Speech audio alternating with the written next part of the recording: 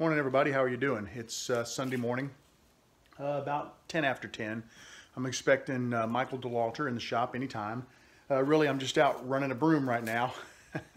Just getting some of the heavy chips up because with turning that little box the other day, that put a lot of chips on the floor. So I'm just going to clean those up. And, you know, I'm not doing a super thorough cleaning because we're going to probably make a mess anyway. But I don't want to have somebody walk in and have to walk on all that, you know, sawdust and stacks of dirt. So clean that up, see if there's anything I can put away. I've been trying really hard to put things away as I use them, so the shop stays neat and organized, and I always know where things are.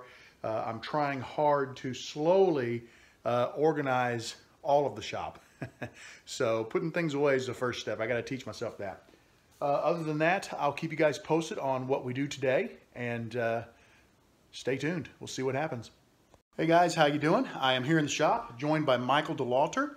We just did our first cast. One of the lime green Route 66 bottle cap blanks is in the casting pot. We've got another hour or so, maybe hour and a half before it's finished, and I'll show that to you guys when it's done. Just so I don't get asked the question, yes, I did record it, so there will be a video coming soon. I've got a couple of videos that'll come out before it, but I did do a video on it for you guys. Hopefully, it's not going to be super inclusive. It's my first video, but I'll add on to that for future videos.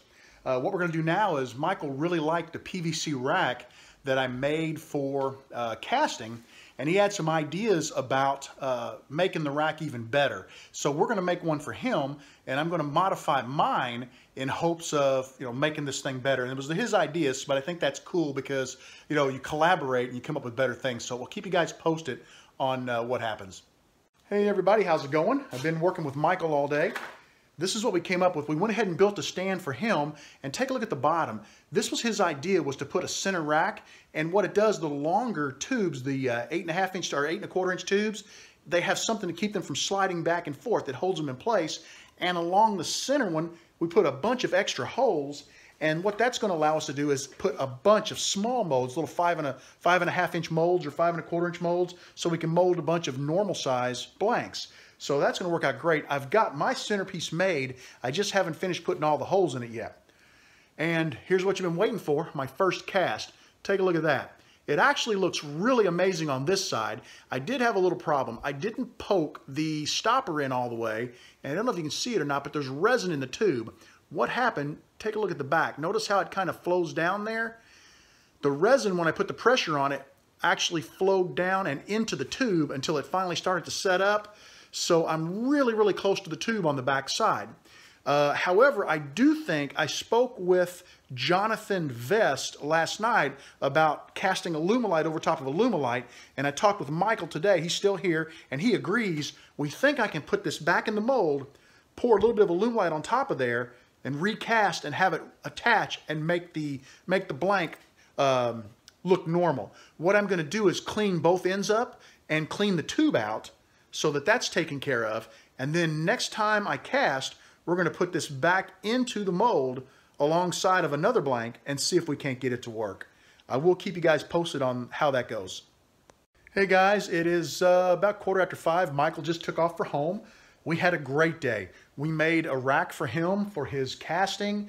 I did my first casting. I found out what went wrong. The reason why it leaked is, I don't think you'll be able to see it necessarily, but on these tubes where I painted them, and it may be kind of tough to see, a little bit of the paint is on the inside of the tube. I used Play-Doh to seal the ends of my tubes, and then I sprayed them, and I think the Play-Doh shrunk as the paint hit it, and more paint got, a little bit of paint got around it. I didn't have a good seal on my tube. So what I'm going to do is purchase a deburring tool, and after I paint these, I'll also probably use, someone told me pipe dope or plumber's putty.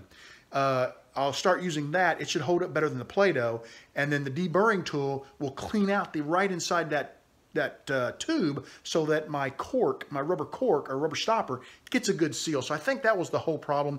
The issue I had with that one was I'm having a hard time cleaning the Alumilite out of the inside of the tube. So Michael took the blank home with him. He's got a 27/64 inch reamer, which should allow him to cut that right out of there. And he's going to ship it back to me, and then I'll attempt to recast. Other than that, I'm going to call it an evening. It has been an incredible day in the shop. I've had a great time hanging out with Michael. Jim Zimmerman showed up for a little while. He hung out for about an hour with us. We just had a great time. It was a great day. And it's coming to an end. I got to go in the house and purchase a few things online now. It's funny how you always need something, you know. But so that's it for me, guys. Thanks for hanging out with me, and I will talk to you again very soon. Take care. Bye-bye.